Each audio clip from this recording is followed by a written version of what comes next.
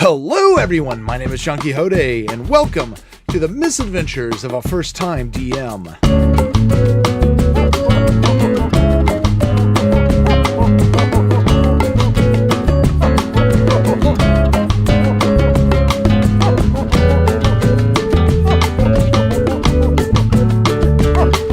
Alright, to start off with a recap of last week, everyone died! So that brings us to the question, where do we go from here? Well, first off, gotta have new characters. Why? Because the other ones are dead. They can't come... Well, there are ways they could have come back, but they didn't. So, we've got to create new characters for our players. Well, we don't. They do. And luckily enough for everyone, we just had a 2-week break where we did not meet up. So, it gave them plenty of times to decide on their new characters that they wanted to play. And we ended up with Alaric, the human fighter, Anvil, the dwarven cleric, Douglas, the human paladin. And so that's what the new party is comprised of, 2 humans and a dwarf. Alright, so now that we have our new characters, how do we get them introduced to the story? Because we've already used the hook, so what do we do now? Well, one of the things we could have done is we could have started over from the very beginning with reintroduce the hook, just say none of that other stuff ever happened, and just go back into it anew. But that wouldn't be fun because, well, we've already experienced all this. They already know what's going to happen. So it kind of relieves all the tension, all the drama from the game. So even though it is an option, it's not a particularly good one. So instead, looking through the campaign, decided that the person that they were supposed to deliver the supplies to in Phandalin, Barthen, well, he's starting to get nervous because he was expecting Gundren to be back by now with the supplies. However, given the fact that he has not shown up and it's been a few days past when he should be arriving, he decides to hire some adventurers that are passing through to recover Gundren and reclaim the supplies if they can. So this gives us the reason why our adventurers are now going back over to the area that the other party had just been killed at. So we flash forward a little bit. They've already been traveling on the road trying to make their way to see if they can discover what happened to Gundren and find the supplies when they come across what to the players is a familiar sight, but to these characters it looks like 2 dead horses lying in the middle of the trailway. About 30 feet out further from the horses is a cart lying on the trail with 2 goblins atop it bickering back and forth. They look like they have tools in hand to try to dismantle the cart sitting there. Using the horses as somewhat of a cover, they kind of spy on the situation before one of them decides to fire an arrow with the other one casting a spell. They both hit, killing one of the goblins outright and heavily wounding the other one. Receiving this attack out of nowhere and his friend now dead, the goblin jumps off the cart looking around, spotting our adventurers, and gets on the ground and just begins begging for his life. Please, don't kill me. I surrender. Given this, the dwarf, Anvil, begins his approach to the goblin. The goblin looking a little bit relieved as he believes his calls to surrender have been accepted. Anvil reaches the goblin, looks down at him, and smiles as he heaves up his hammer and smashes the goblin into the dirt, killing him. Not so much mercy for our green little friend there. After searching around the area, they do discover a trail that looks like the goblins use in the side brush to go back and forth from their ambush to where their residency, for lack of a better term at the moment. Taking the trail, they notice a couple traps along the way. They notice each one pretty easily. The first one being a snare, which they release and is just kind of hanging there at the moment, so no one's going to get caught up in that. The second one being a pit, which once again they noticed, they triggered, and they walked around. It didn't hinder them one bit. It was fairly simple, which is a complete relief to me considering how last week went. They're still alive. They're still good. Now, all this was to just kind of reintroduce the area. The ambush had already happened, so Instead, there were just a couple goblins out there that were sent back to dismantle the cart and get it removed because the ambush was no longer needed to be set up, even though they'll ambush people later or get things set up to ambush later again. They just don't need it right now. Having made their way through the trail, they come out to a clearing that leads to the entrance of a cave, and flowing out of the cave mouth is a little creek of water. On the other side of the creek is more bramble. Not seeing any reason for them to try to stealth because they were all in heavy armor and would all probably do really horribly in trying to sneak up, they just begin their approach to the cave entrance, alerting the two goblins hidden in the bramble. The goblins get a couple of shots off before the adventurers are then able to respond. Roll initiative. Now for this, I ended up printing out these little sheets right here, creating these grids and printing out the sheets and then drawing on top of them. They worked actually pretty decently, except for the fact that they were just a tad too small. I'm going to actually throw this up here somewhere. But yeah, instead of using the miniatures that we have, we ended up using dice instead to represent. So it kind of made things a little muddled, trying to keep track of which dice was who. But they take the fight to the goblins in the bramble and take them out relatively easily with only one person taking injury. I think it was Anvil, if I'm not mistaken, but it could have been Alaric. I can't remember precisely, but given the fact that they had just defeated the goblins, they decide, hey, we got a little bit of space here. We could just take a short break to heal up real quick. That's cool. I roll my dice to see whether or not they have an encounter during the short break, and they do not. And this is when the guy who missed last week showed up. Now, given the circumstances of what happened with the whole party dying and him not being there, I gave him an option. You can either continue playing on as your character Waldo, the Goliath Rogue, or you can create a new character to fit in with the rest of the party. The decision is going to be yours to make. He decides, I'm going to continue on with the Rogue. I'm probably going to die. In fact, I'm most certain by the end of this session, I'm going to die. But I'm going to see this guy's story out to the end. Like, okay, so let's get you caught up to everyone else. As you were traveling down the Tribord Trail with the rest of your companions, you noticed something off in the distance, something that caught your eye, but you're not sure quite what it was, so you jumped off the cart and headed off into that direction. Not being able to find anything of interest, you just assume it was a trick of the sun. You look back and you notice that the wagon and your companions are long gone, nowhere in sight, so you trail on after them. You think you're going to be able to catch up quite easily. Unfortunately, they've gotten quite a ways away. You were gone for quite a while. After about a day of following behind, you come to what looks to be a familiar cart sitting in the road, one that you were once riding on. 30 feet ahead of it, a couple of horses. No companions in sight. You do see what looks to have been possibly a skirmish, and there are a couple of dead goblins sitting, one sitting in the cart, the other smashed on the ground. He looks around, is able to find the trail, just like the other group, heads down it, notices the snare, but didn't notice the pit. He just had to roll a pretty easy DC, 5 perception to notice the already sprung pit. He did not.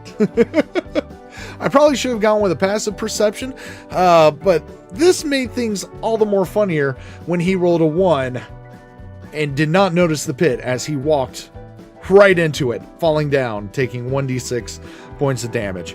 He was able to get out quite easily. It wasn't a very well constructed, it was more of a hurried rush job of just digging it out and getting it set up to potentially trap someone if they found their way, but overall, easy to get out.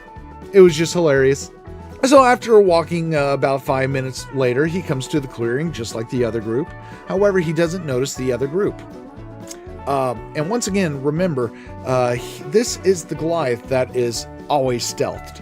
AKA, I roll his stealth rolls, add his modifiers, and then he hopes for the best. Because to him, he is always hiding. No one can see him. Well, that happens to be the case this time because I rolled an 18 on his stealth. So add a +5 to that, he has a 23. Yeah, he is. He's lurking pretty good this time. So he manages to make his way up. All right, and at this point, I had everyone roll their perceptions. This is where it gets a little bit interesting. Because see, where his sneak is, or his stealth is a 23, none of the other players were able to see him.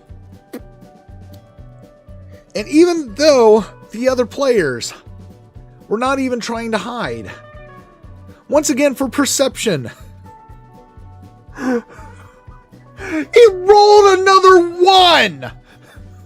The Goliath rogue, Waldo, rolled another 1.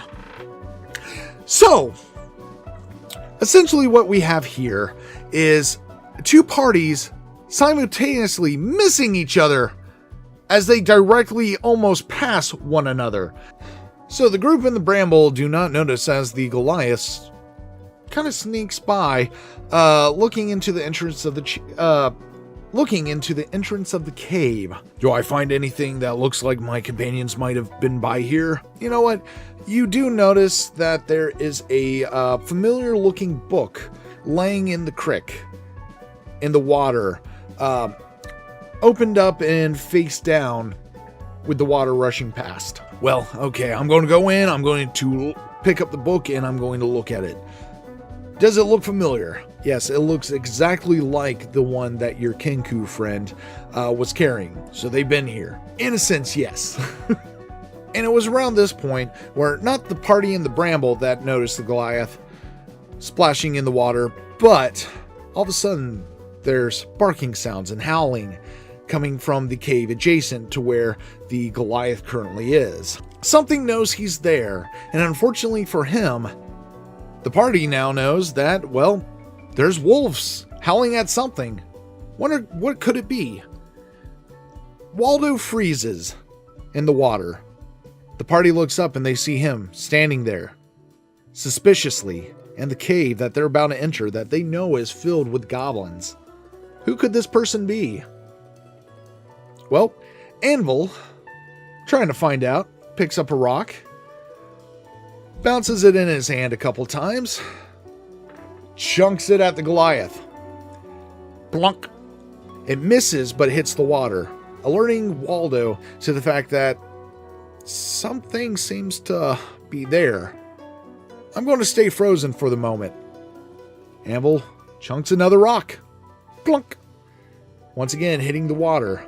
This is starting to get a little strange.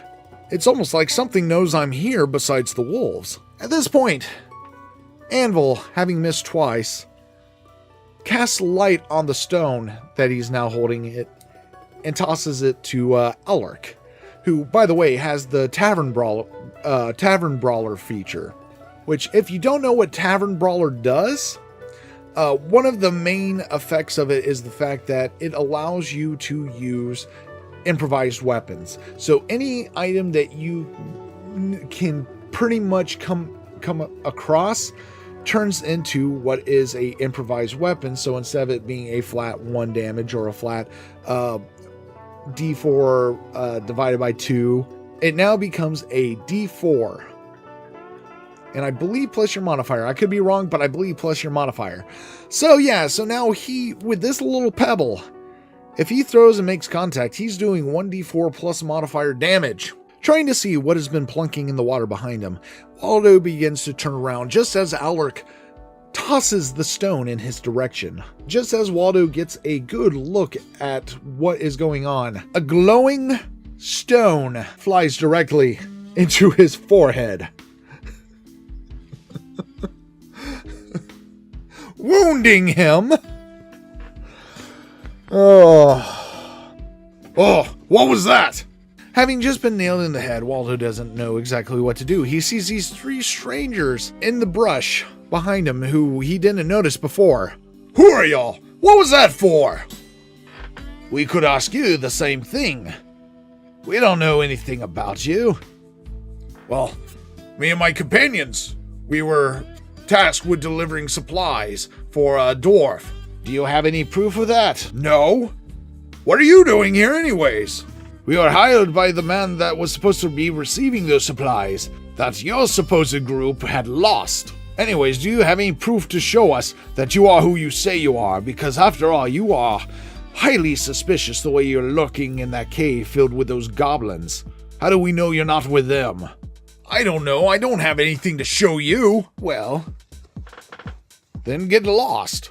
No, I'm looking for my friends, and if you don't want to help, I'll go by myself. No, see, that's the problem, because we can't be going in there not knowing where you are. Because, once again, you are awfully suspicious. I'll tell you what, you can go along with us, but you have to take point. No, that's preposterous. Why should I have to do that? Well, fine. You can leave then. Fine, I will. As Waldo begins to storm off and heading back down the trail. The rest of the party looks onwards to make sure that Waldo is actually leaving, like he said he would. However, they miss the moment when he ducks behind a tree and circles back to keep an eye on them instead. Being satisfied with the fact they believe Waldo has left them alone, they then decide to go in and investigate what the howling and the barking was. They enter the cave and they notice in this area right here that there are 3 wolves that are pinned and chained and unable to reach them from their current location. If they were to walk in there, the wolves would have reach, but at the current state, they do not. As they look in, they also notice behind where the wolves are pinned a heap of trash that is piled up and leading to what looks to be a chimney chute. They gather this is how the goblins have been feeding the wolves, by not directly being in contact with them, but dumping it down and letting the wolves feast from there.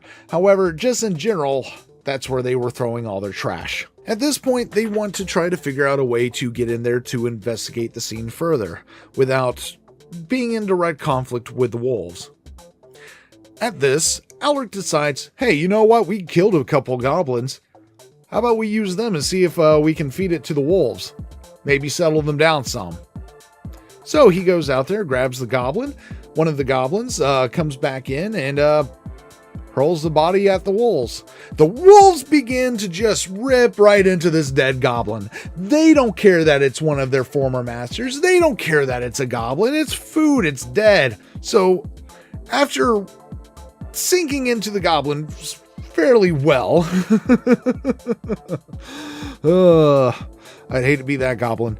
Alert tears off a piece from one of the other goblins and holds it up, kind of weighing it in case the wolves want more. However, at this point, the wolves are pretty sated. They do not really react much to the food. Holding up the piece of goblin, he says, I want to try to kind of tame them. All right, go ahead and make a animal handling roll. See how that goes.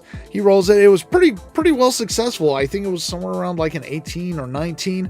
But yeah, the wolves just kind of sit there. They look at you. They don't look to be interested in the food. They look to be pretty well fed at this point, having just demolished that goblin lying on the ground. All right, well, I'm going to try to keep them distracted with this piece of meat. And Anvil, do you want to go around there and see if you can't get them unpinned? So, somewhat working as a distraction, even though it wasn't needed. And Alric stands there holding the goblin leg as Anvil makes his way behind them and begins to try to pry up the stakes that are pinning the chains down to the ground. For each one, I had to make a strength check. First one, popped up easy, no problem whatsoever. Second one, once again, no issue whatsoever. Came up really easy. Then he gets to the third one. He gets down there, tries to pull it up, and this one's stuck in there a little bit harder. Mind if I roll that one again, see if I can't get it up this time? Sure, go ahead. You got plenty of time right now. I don't see any reason why you couldn't try it again. He gets down there, and then after having loosened it the first time, he was able to manage to get it popped up there. So now he got all 3 wolves are loose. They're still bound by their chain, but they can technically move around freely at this point. They're not limited to just however long the chain is. So they decide at this point, hey, let's go all the way with this. Let's make these wolves ours. Oh no. Oh no. I know exactly where this is going. But you know what? It's not fun to say no, is it? It'd probably make things a lot easier to say no, but it's not fun to say no. So what do I say? Sure, go ahead. See if you can't get these wolves tamed enough to where they become your companions. I made a mistake. I know I did. I really made a mistake. I know I did. You can tell me in the comments how big a mistake I just made by allowing all 3 members of the party a chance at owning their own wolf. So while all this is going on, also I'd like to mention the fact that Waldo begins to creep around the corner on the outside of the cave, just trying to kind of peer in to see, try to get an idea of what's going on. Once again, I rolled his stealth. I don't remember what his stealth was this time, but once again, it was up there. It was up there, yeah.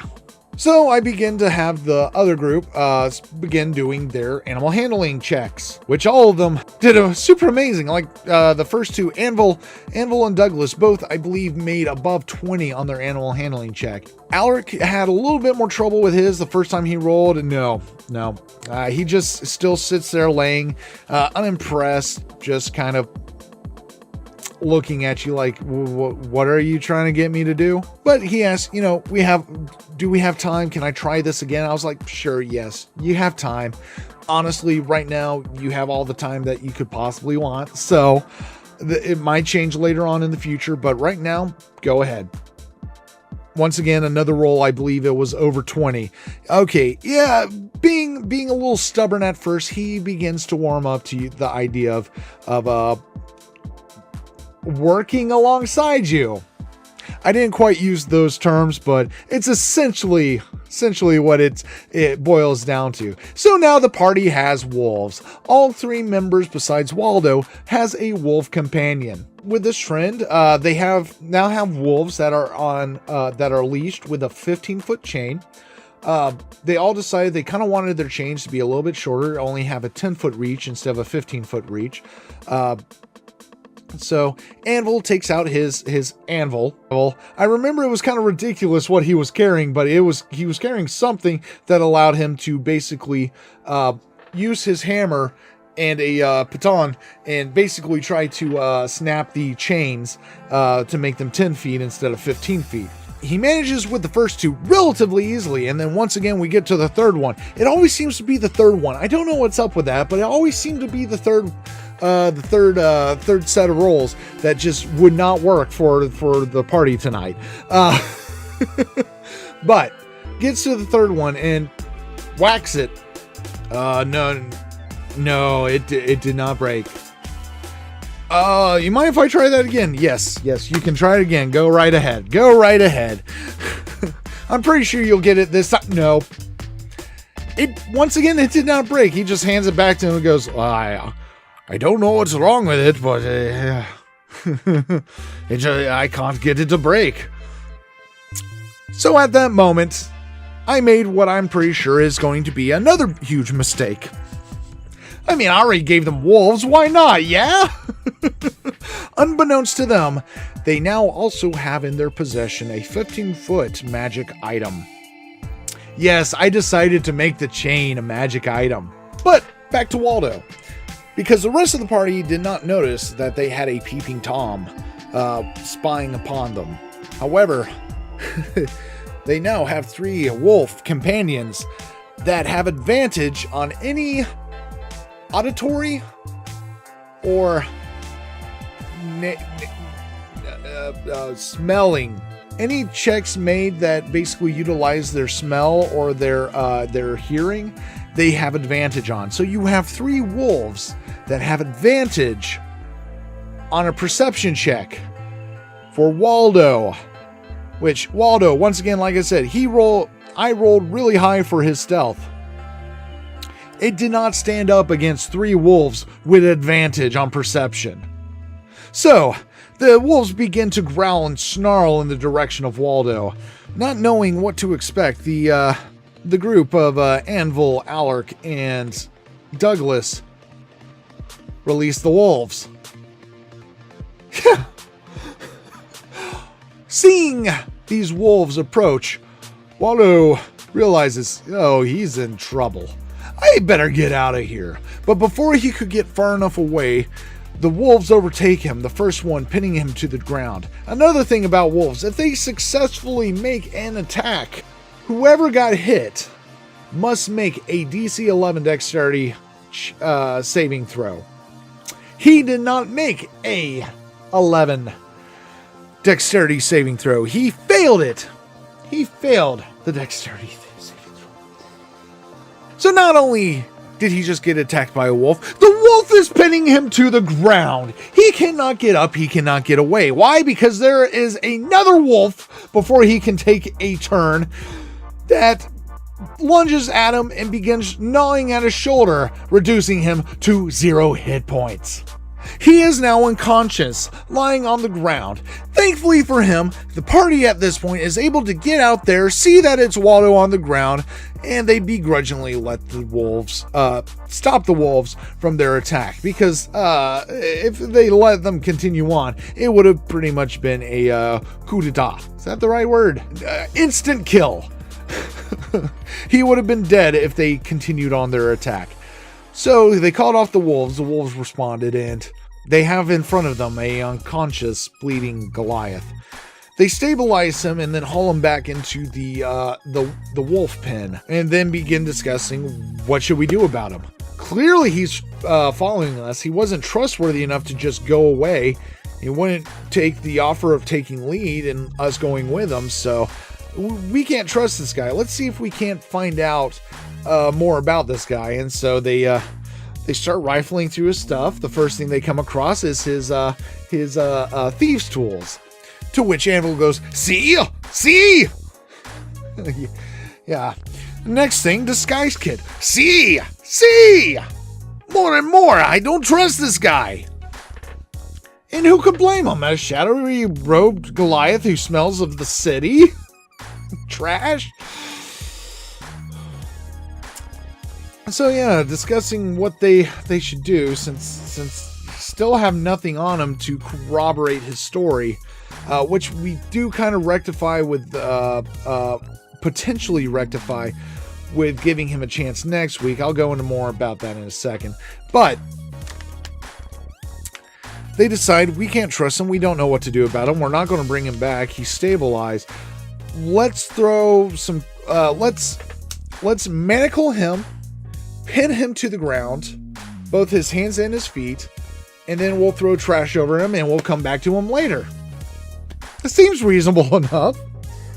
So they manacle him, nail him to the ground, which once again led to a really set of interesting dice rolls, because